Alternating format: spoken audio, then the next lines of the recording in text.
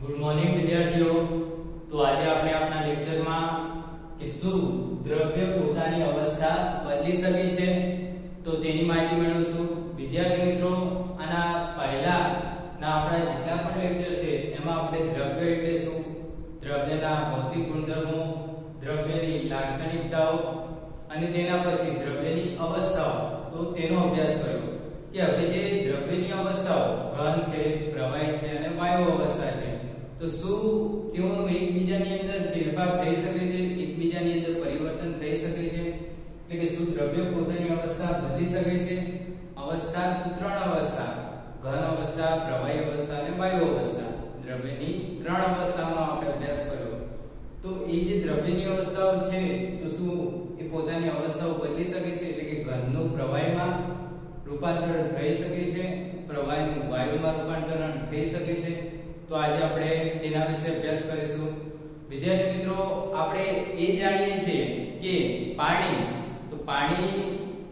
આપણે ઘન સ્વરૂપે લેવો હોય તો કે બરફ તો એ પાણીનું ઘન સ્વરૂપ છે, બરાબર। પ્રવાહી સ્વરૂપ તો પાણી, બરાબર, અને વાયુ સ્વરૂપ તો વરાળ, એટલે કે પાણીના ત્રણ સ્વરૂપો, બરોબર, એનાથી આપણે પરિચિત છીએ।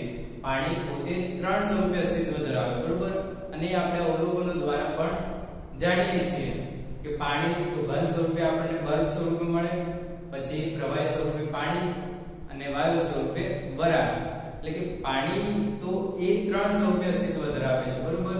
એટલે કે આ જે દ્રવ્ય છે, બરોબર, તો એ જે દ્રવ્યની અવસ્થા ફેરફાર દરમિયાન શું થાય છે તો એની આપણે જાણકારી મેળવવી જોઈએ। પછી કે દ્રવ્યના જે કણો છે, બરોબર, દ્રવ્ય તો બરાબર, પણ દ્રવ્યના અંદર પણ કણો રહેલા છે, દ્રવ્ય તો એ કણોનું બનેલું છે, દ્રવ્યના કણો ઉપર આ અવસ્થા ફેરફાર દરમિયાન શું અસર થાય છે તો એનો પણ આપણે અભ્યાસ કરવો જોઈએ। તો વિદ્યાર્થી મિત્રો, શું દ્રવ્ય પોતાની અવસ્થા બદલી શકે છે તો એનો આપણે અભ્યાસ કરીએ અને કે આ ફેરફાર આપણે કઈ રીતે કરી શકીએ તો વિદ્યાર્થી મિત્રો, આપણે બે ભૌતિક રાશિનો પરિચય મેળવ્યો, એક તો તાપમાન અને બીજી દબાણ। એટલે કે આ જે કણો છે, બરોબર, કે દ્રવ્ય છે તો દ્રવ્યના જે કણો છે અથવા તો દ્રવ્ય પર આપણે તાપમાન લાગુ પાડીએ અથવા તો દ્રવ્ય પર દબાણ લાગુ પાડીએ તો એની અંદર શું થાય છે, અવસ્થા ફેરફાર જોવા મળે છે। તો કે દ્રવ્ય પર તાપમાનની અસરથી કઈ રીતે અવસ્થા ફેરફાર જોવા મળે, દ્રવ્ય પર દબાણ વધારવાથી કે દબાણ ઘટાડવાથી શું ફેરફાર જોવા મળે તો એનો આપણે હવે આપણા લેક્ચરમાં અભ્યાસ કરીશું।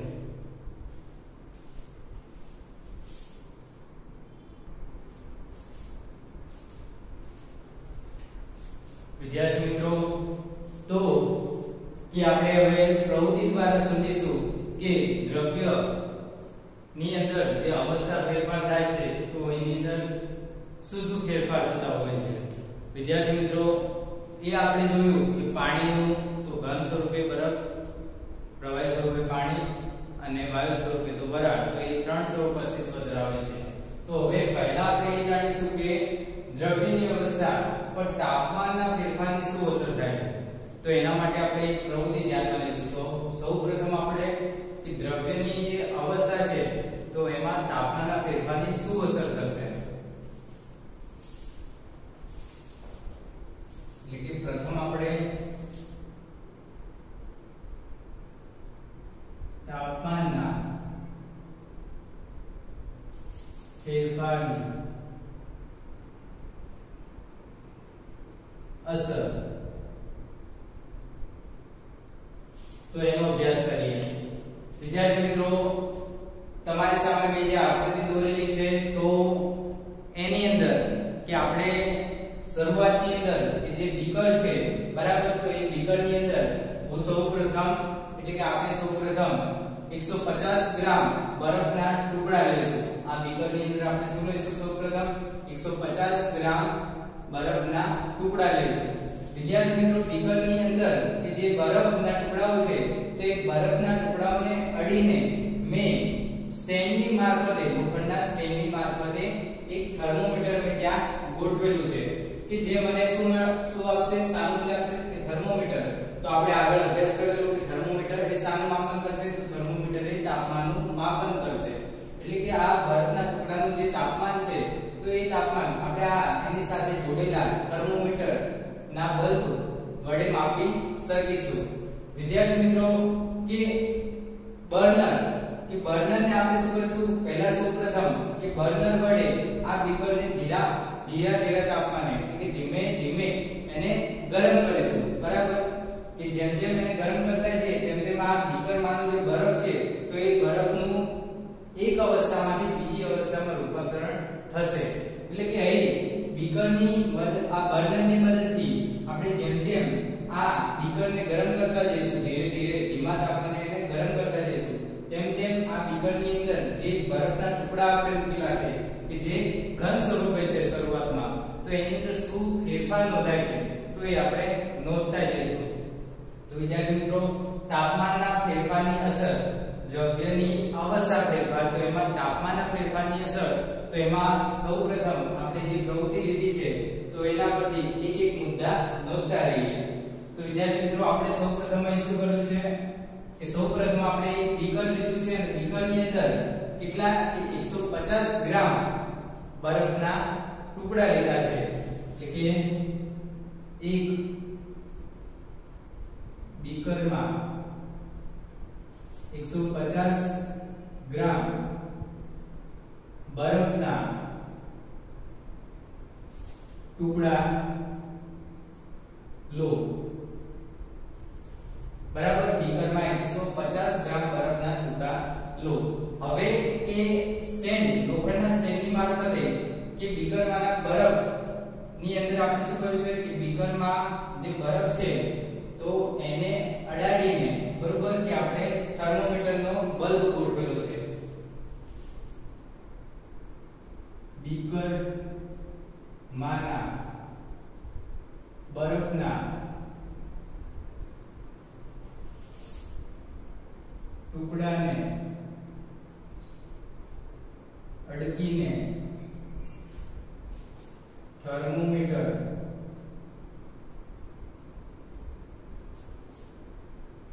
ના બલ્બની ગોઠવણી કરો. હવે તેના પછી કે હવે કે બર્નર વડે, બરાબર, બર્નર વડે આ જે બીકર છે એને ધીમા તાપે ગરમ કરવાનું શરૂ કરો.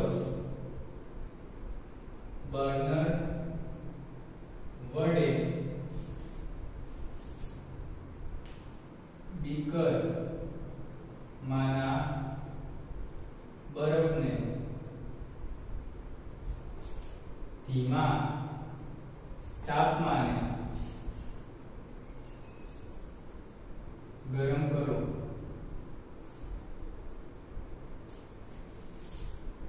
બર્નર વડે બીકરમાંના બરફને ધીમા તાપમાને ગરમ કરો. હવે કે શરૂઆતમાં આપણે કયું તાપમાન નોંધીશું કે બરફ જ્યાંથી પીગળવાની શરૂઆત કરે તો એ આપણે તાપમાન નોંધીશું. એટલે કે સૌપ્રથમ બરફ પીગળવાની શરૂઆત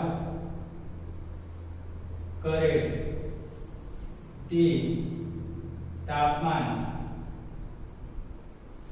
નોંધો. બરાબર? અને તેના પછી કે હજી આપણે બર્નર વડે શું કરીએ કે આ બીકરમાંના બરફને ગરમ કરવાનું ચાલુ જ રાખીએ છીએ. એટલે કે હવે કે આ જે બરફ છે તો એ બરફનું ધીરે ધીરે પીગળવા લાગશે. એટલે કે એનું પાણીમાં રૂપાંતરણ થશે. એટલે કે બરફનું પાણીમાં રૂપાંતરણ થાય એટલે કે ઘન અવસ્થાનું પ્રવાહી અવસ્થામાં રૂપાંતરણ થાય તો એ તાપમાન આપણે નોંધવાનું હોય. એટલે કે ઘન અવસ્થાનું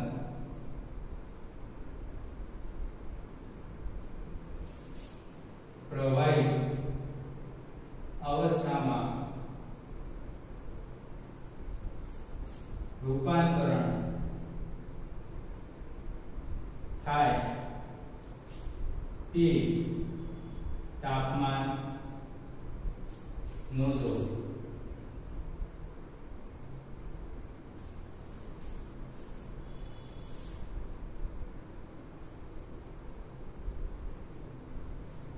હવે શું કરીશું વિદ્યાર્થી મિત્રો કે હવે ઘન અવસ્થામાં એટલે કે આ બરફ છે તો બરફનું પાણીમાં રૂપાંતરણ થઈ ગયું। હવે આપણે જે કાચનો સળિયો છે તો કાચના સળિયાની મદદથી આ જે પાણીને હવે આપણે શું કરીશું કાચના સળિયાની મદદથી હલાવતા રહીશું બરાબર।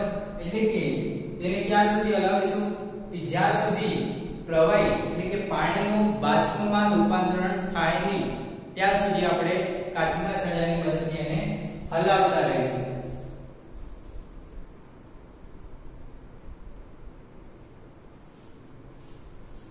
કાચના સળિયાની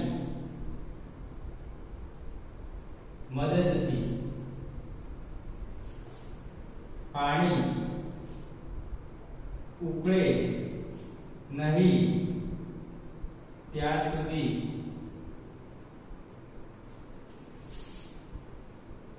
હલાવતા રહો બરાબર વિદ્યાર્થી મિત્રો કાચના સળિયાની મદદથી પાણી ઉકળે નહીં ત્યાં સુધી હલાવતા રહો।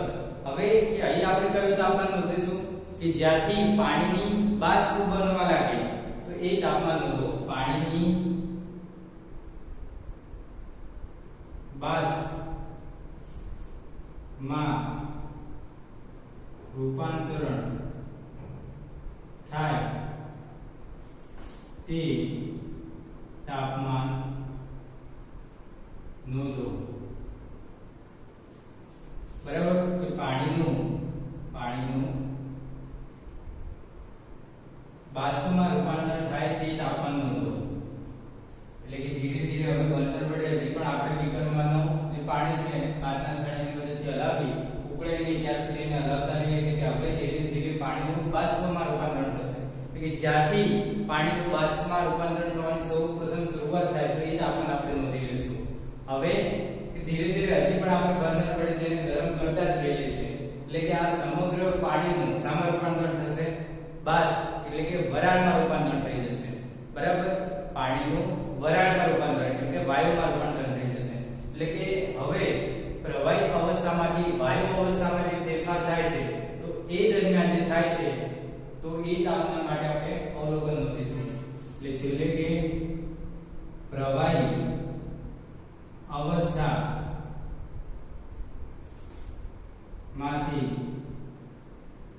વાયુ અવસ્થામાં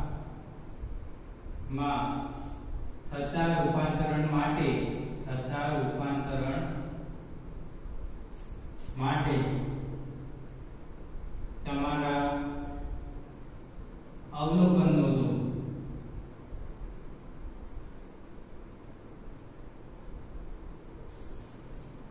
બરાબર વિદ્યાર્થી મિત્રો કે તાપમાનના ફેરફારની અસર તો એમાં શું કર્યું આપણે કે સૌપ્રથમ બીકરની અંદર 150 ગ્રામ બરફના ટુકડા લીધા એને અડકીને જે થર્મોમીટરનો બલ્બ છે તો એ બરફના ટુકડાને અડકીને આપણે ગોઠવેલો છે કે જેથી આપણે તેનું તાપમાન સરળતાથી નોંધી શકીએ।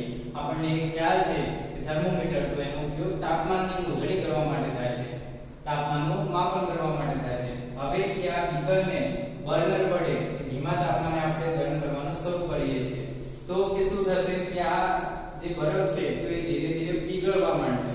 એટલે બરફ પીગળવાની શરૂઆત કરે તો એ સૌપ્રથમ આપણે તાપમાન નોંધી લઈશું। પછી કે બરફનું સમગ્રપણે પાણીમાં રૂપાંતર થાય એટલે કે ઘન અવસ્થામાંથી પ્રવાહી અવસ્થામાં રૂપાંતર થાય તો ત્યારના આપણે અવલોકનોની નોંધણી કરીશું।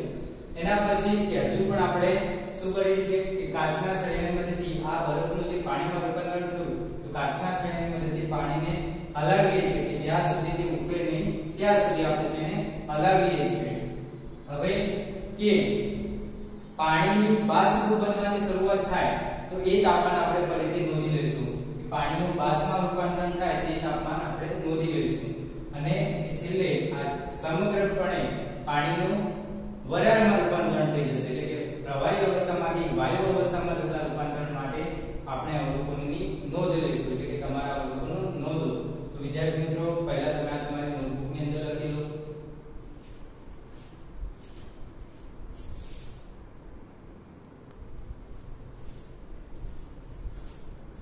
વિદ્યાર્થી મિત્રો, તાપમાનના ફેરફારની અસર તો પ્રવૃત્તિના મુદ્દા આપણે નોંધ્યા. હવે શરૂઆતમાં શું થાય છે કે અહીં બરફ, તો બરફનું પાણીમાં રૂપાંતરણ થાય છે, એટલે કે ઘન અવસ્થાનું પ્રવાહી અવસ્થામાં રૂપાંતરણ થાય છે. વિદ્યાર્થી મિત્રો, ઘન પદાર્થ, બરોબર, કે શરૂઆતમાં બરફના ટુકડા એ કેવા છે તો ઘન છે, એટલે કે ઘન પદાર્થની અંદરના જે કણો છે, બરોબર, તો ધીરે ધીરે એ કણોની ગતિ ઊર્જામાં શું થાય છે તો કણોની ગતિ ઊર્જામાં વધારો થાય છે. આપણે બર્નર વડે એને ઉષ્મા આપીએ છીએ, બરોબર, બર્નર વડે આપણે એને ગરમ કરીએ એટલે કે એને ઉષ્મા આપીએ છીએ અને ઊર્જા આપીએ છીએ. એટલે કે આ ઘન પદાર્થને, બરોબર, ગરમ કરતા એટલે કે ઉષ્મા આપતા એના જે કણોની ઊર્જા છે તો એ કણોની ઊર્જામાં વધારો થાય છે.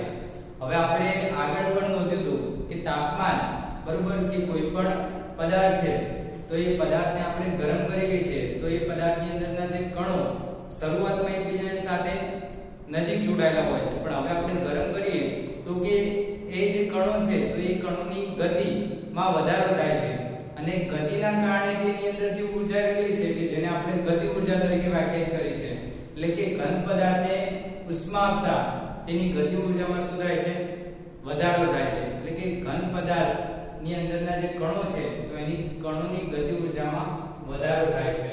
એટલે શરૂઆતમાં આપણે નોંધીએ કે ઘન પદાર્થને ગરમ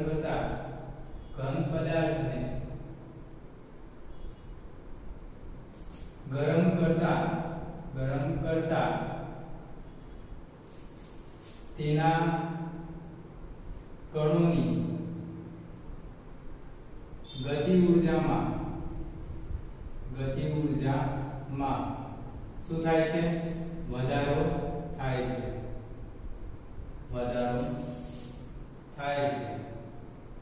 એટલે કે ગતિ ઊર્જામાં વધારો થાય એટલે કે તેને ઉષ્મા આપીએ એટલે કે એના જે કણો છે તો એના કણો હવે સ્વતંત્ર રીતે ગતિ કરવા લાગે છે. એટલે કે ઉષ્મા આપતા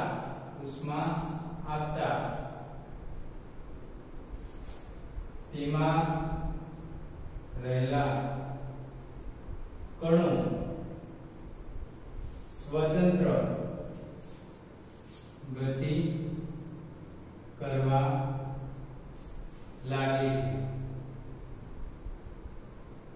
એટલે કે શું થાય છે કે તાપમાન આપીએ છીએ એટલે કે એને ગરમ કરીએ છીએ તેમ બરફનું ધીરે ધીરે પાણીની અંદર રૂપાંતરણ થાય છે.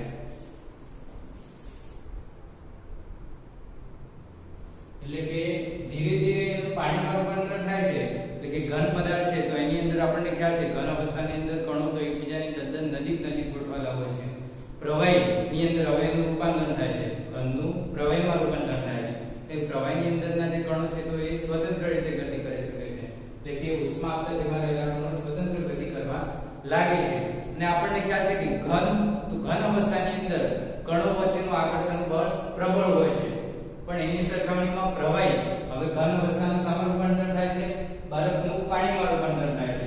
એટલે કે જે આકર્ષણ બળની જે પ્રબળતા છે તો એ આકર્ષણ બળ પણ અહીં કેવું થાય છે ધીરે ધીરે નિર્બળ થાય છે. એટલે કે કણો વચ્ચે નું આકર્ષણ બળ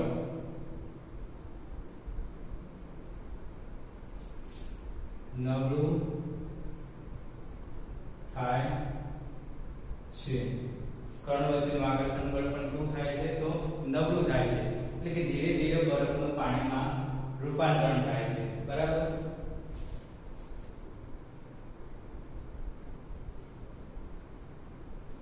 એટલે ઘન પદાર્થ પીગળીને પ્રવાહી અવસ્થામાં આવે છે. હવે કે આ ઘન પદાર્થ પીગળીને પ્રવાહી અવસ્થામાં આવે છે તો વિદ્યાર્થી મિત્રો જે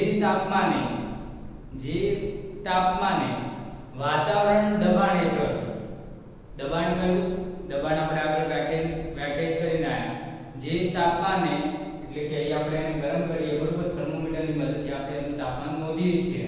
એટલે કે થર્મોમીટરની અંદર જે તાપમાને વાતાવરણીય દબાણ હેઠળ, વાતાવરણીય દબાણ આપણે વ્યાખ્યાયિત કરીને વાતાવરણીય દબાણ એટલે કે હવાની અંદર, બરોબર, વાતાવરણમાં હવાની અંદર જે દબાણ છે તો એને વાતાવરણીય દબાણ કહીએ છીએ. વાતાવરણમાં રહેલા હવાના દબાણ તો એને વાતાવરણીય દબાણ કહીએ છીએ. એટલે કે જે તાપમાને વાતાવરણીય દબાણ હેઠળ ઘન અવસ્થાનું પ્રવાહી અવસ્થામાં રૂપાંતરણ થાય છે તો એને આપણે શું કહીશું વિદ્યાર્થી મિત્રો? ગલન બિંદુ તરીકે વ્યાખ્યાયિત કરીએ. ખાસ યાદ રાખજો, જે તાપમાને વાતાવરણીય દબાણ હેઠળ, થર્મોમીટરની અંદર જે તાપમાને વાતાવરણીય દબાણ હેઠળ ઘન અવસ્થાનું પ્રવાહી અવસ્થામાં રૂપાંતરણ થાય તો એને આપણે શું કહીશું? ગલન બિંદુ તરીકે વ્યાખ્યાયિત કરીશું. એટલે કે જે તાપમાને વાતાવરણીય દબાણ હેઠળ ઘન અવસ્થાનું પ્રવાહી અવસ્થામાં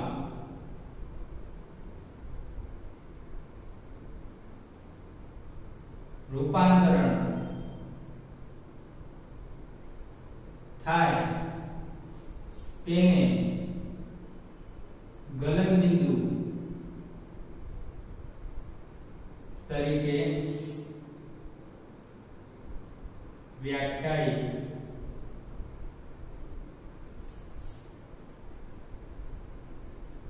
તેને ગલન બિંદુ તરીકે વ્યાખ્યાયિત કરાય છે. તો વિદ્યાર્થી મિત્રો, ગલન બિંદુ એટલે શું? કે જે તાપમાને વાતાવરણીય દબાણ હેઠળ ઘન પદાર્થ પીગળીને પ્રવાહી અવસ્થાની અંદર રૂપાંતરણ થાય છે તો એને આપણે ગલન બિંદુ તરીકે વ્યાખ્યાયિત કરતા હોઈએ છીએ. અને ખાસ નોંધજો કે બરફનું ગલન બિંદુ, તો એ કેટલું હોય છે? બરફનું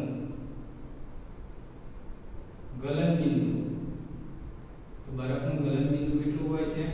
બરફનું ગલન બિંદુ 273.16 કેલ્વિન. 273.16 કેલ્વિન.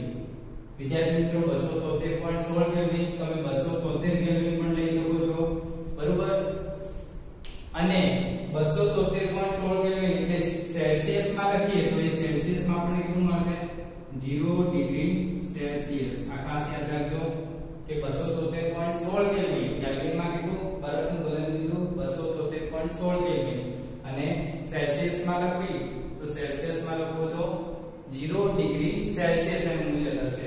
એટલે કે વિદ્યાર્થી મિત્રો, જે તાપમાને વાતાવરણીય દબાણ હેઠળ ઘન અવસ્થાનું પ્રવાહી અવસ્થામાં રૂપાંતરણ થાય તો તે તાપમાનને તેને આપણે ગલન બિંદુ તરીકે લઈએ છીએ. બરફનું ગલન બિંદુ તો એ કેટલું છે? 273.16 કેલ્વિન.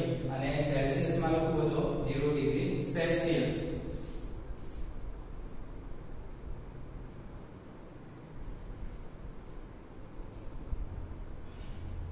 અને ત્યાં જે આકર્ષણ બળની આપણે અત્યારે ચર્ચા કરી તો કોઈ પણ ઘન પદાર્થના જે કણો છે તો એમના જે કણો વચ્ચેની આકર્ષણ બળની જે પ્રબળતા છે, બરોબર, તો એ આપણે દર્શાવી શકીએ છીએ. એટલે કે આ જે ગલન બિંદુ છે તો ગલન બિંદુ તો એ કણો વચ્ચેની આકર્ષણ બળની પ્રબળતા દર્શાવે છે.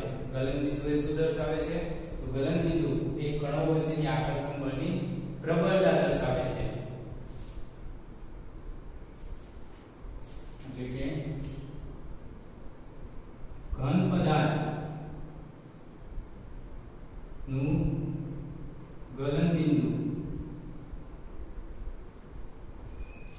કણો વચ્ચેની આકર્ષણ બળની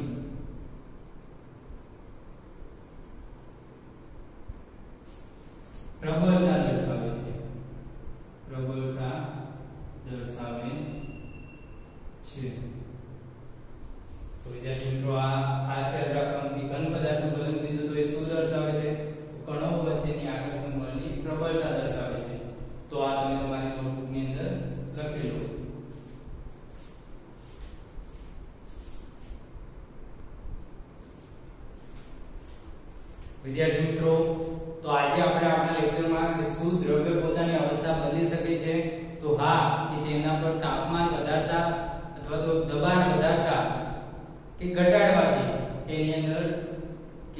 અવસ્થા ફેરફાર થઈ શકે છે।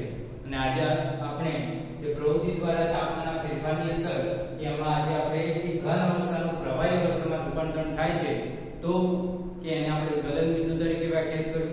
વિદ્યાર્થી મિત્રો અહીં ખાસ આપણે એ નોંધીશું કે ઘન અવસ્થાનું પ્રવાહી અવસ્થામાં રૂપાંતરણ થાય છે તો એ દરમિયાન શરૂઆતમાં આપણે જ્યારે આ બીકરમાંના બરફને ગરમ કરીએ છીએ એટલે કે શરૂઆતમાં કે આ થર્મોમીટરની અંદર જે તાપમાન છે તો એ તાપમાન કેવું રહે છે? તાપમાન વધતું નથી કે ઘટતું પણ નથી, એટલે કે તાપમાન અચળ રહે છે જ્યાં સુધી આ બરફ પીગળવાની શરૂઆત નથી કરતો। બરાબર, બરફ પીગળવાની શરૂઆત નથી કરતો ત્યાં સુધી આ થર્મોમીટરની અંદરનું તાપમાન એમના એમ જ રહે છે। તો કે આપણે અહીં વર્ણન વડે જે ઉષ્મા આપી છે તો ઉષ્મા જાય છે ક્યાં? તો એનો જવાબ આપણે કાલના લેક્ચરમાં મેળવીશું। તો આજના માટે જે આપણે ભણ્યા તો એ તમે પુનરાવર્તન કરજો। Thank you.